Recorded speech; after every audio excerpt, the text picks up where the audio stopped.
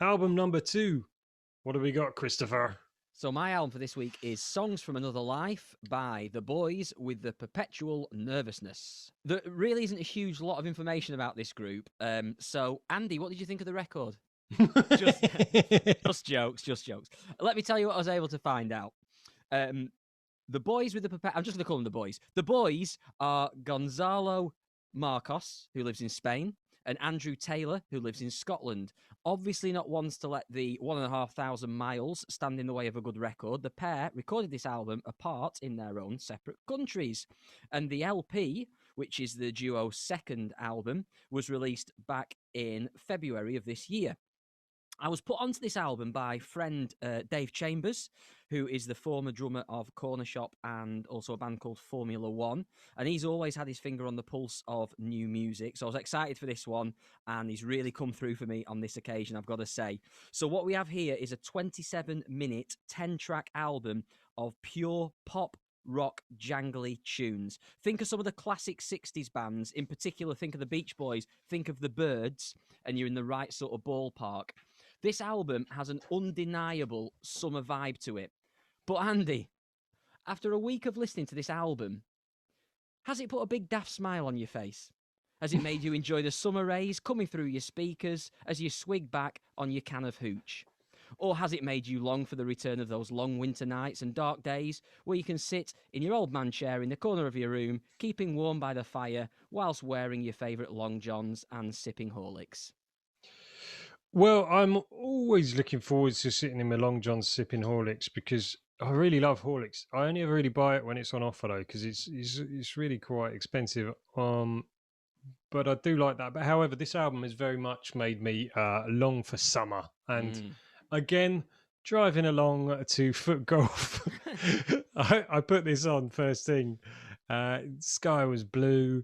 It was a bit nippy out, but it was beautiful. And just driving over the hilltops on the way there, and it was just felt like I was just soaring through the sunshine. It was amazing. I think this is a brilliant album as well. This has been one hell of a week for uplifting, brilliant albums. But I put this on to hear like track 1 while I was making dinner.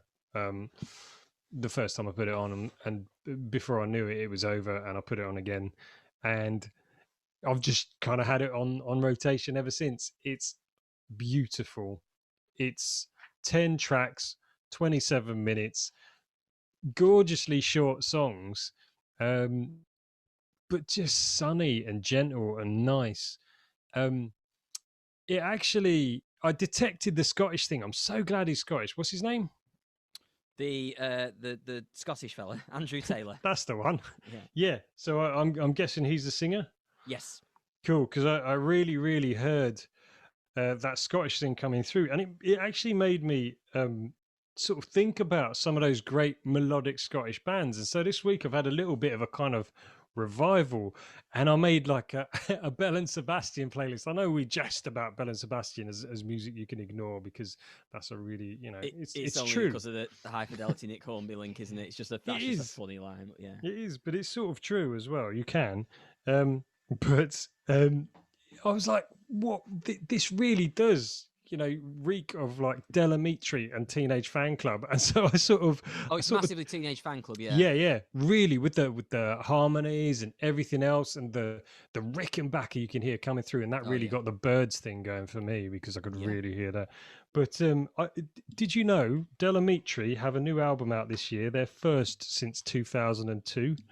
Which is due out on the 28th of May. Do you know, I did actually know that. Because I listened to a podcast with their drummer in the other day. Amazing. Well, I hadn't even thought of Delamitri till I heard this. And I was like, oh my God, I wonder what those guys are up to. And Teenage Fan Club also on the 30th of April. So it's quite like, is there like a melodic Scottish revival sparked by the Boys with Perpetual Nervousness? That'd be cool, wouldn't it? I always, when I think of Delamitri, for some reason, the song that always comes into my head first is that song they did for the Scotland World Cup. Don't Come Home Too Soon. Which is such a great title, because obviously us English, we're full of false optimism about, it's coming home. And for Scottish bands, it's just like, just don't come home too soon. Yeah. I mean, if you can stay through to the second week, that'd be great. Yeah, my dad was like that. I think I remember it coming out with him being a bit like, Well, that's fair. But it's true. It's very good. It's very good. So I absolutely 100% agree with you. I think this album is amazing. I think this has been a brilliant week. I'd be tempted to say it's almost been the best week we've had on Adventures in New Music for, two consistently great albums. I mean, Yeah. these are getting, I know we don't score albums, but if we did, I mean, we're looking at a couple of 9 out of 10 here. Easy. Oh yeah, for Easy. sure. These are great. We had that week where we had Backwash and Clowncore. Yes. That was quite a fun one. Backwash sort of made it into both our top 5s by the end of the year. I think the difference with that is, as much as I loved Clowncore, and I really did love the album, it was never in danger of making my top 10 of the year because of the sort of record it was. Both of these albums are currently well in there. You know what I mean? Yeah. They're well in the mix. They're both brilliant. And like you said before, it's going to have to go some to knock these out of my top 10 because they're both unbelievably great albums. This, again, production-wise on this, it's lovely. Everything just sits so nicely on the record. It's got such a lovely, full, warm sound to it. Song-wise, there's absolutely nothing particularly complicated about the songs, but they are great songs performed brilliantly. Yeah. And it's not rocket science, and it doesn't need to be because it's that's all it needs. Perfectly written pop songs, like you said, they're all relatively short. Opening track, which is the one that I'd heard going into this, I Don't Mind. It's 1 minute 38, but again, you get from that first song, you get an idea of what you're going to get from this album. You got your jangly guitars, you got your catchy choruses. Middle eights are great on this album. yeah. You know we love a middle eight, so it's absolutely ticking my boxes there. I always love this in bands, and I've spoken about this before, but I love a guitar solo which just follows the melodic line. Yeah. Love it. And this has got it nearly on every song, apart from the odd one where they switch out and it's a synth doing it, but it's the same sort of thing. It's really nice. I tell you what is an overlooked technique these days, and these boys have got it down. The double chorus at the end of a song. Yeah, I didn't even recognise that was an overlooked technique, but you're probably right. I haven't heard it for a while. I'm going to go in early. My favourite on the album is track 6, Summer. And although again, like the other one, you could pick any. You totally really could pick any. But it's got a lovely double chorus at the end, which is great. I'll tell you why it's my favourite. I'm a real sucker for a guitar playing a pedalling note. Oh, nice. Just playing like that repeated note underneath. So you've got the chords are all changed underneath. You just got the guitar ding, ding, ding, ding, ding. Just sitting on that note all the way through. And it does that in Summer. It's great. I really, I love that song. That pedaling note, it's slightly different.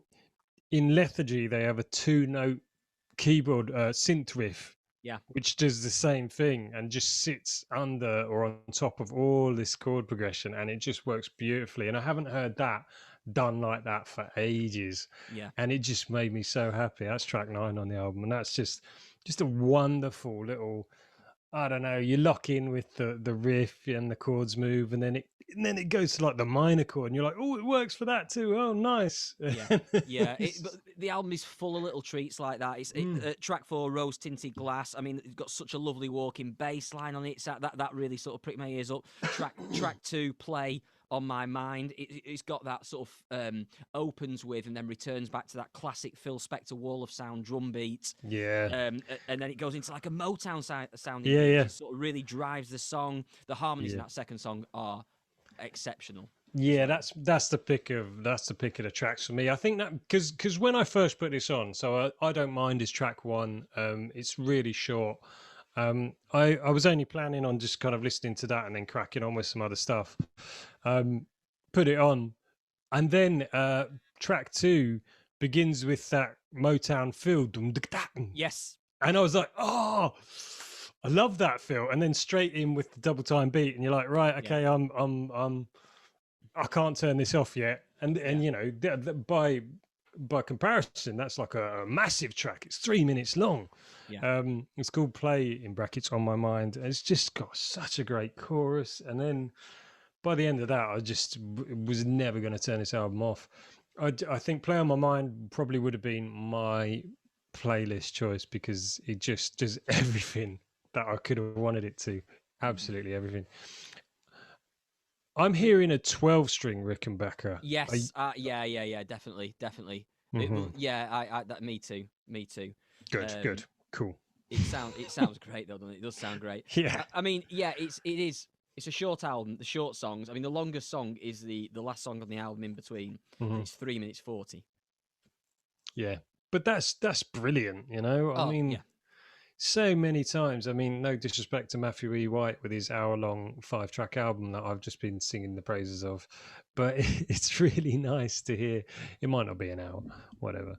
It's really nice to just hear a proper old-fashioned pop song oh, it's album. brilliant. Look, Yeah. this album, you know, if I was reaching for something and I just want to bang something on, half an hour of pure pop fun, it's going straight on. Do you know what I mean? It's you know exactly what you're going to get from it. It's brilliant, and I love how every song it's just catchy chorus after catchy chorus all the Yeah. way through. I can't sing the praises enough of this album. I think it's brilliant, Mm-hmm. really good. It's a real like masterclass in songwriting. I feel those choruses, they don't, like you've said. There's no major gimmicks on this album. There's not even any dynamic changes particularly. There's no like, oh, we're going to hit into overdrive and make this a big kind of Foo Fighters chorus, or you know, there's no tricks really apart from amazing songwriting and using all the tools in their arsenal, which are just good choice of riffs, good choice of dropouts, drop-ins, you know, a little bit of synth, but just melodies for days. Just absolutely beautifully done. Great songwriting. And you know what kind of struck me about this album is that this could almost have been released at any point in the last 70 years.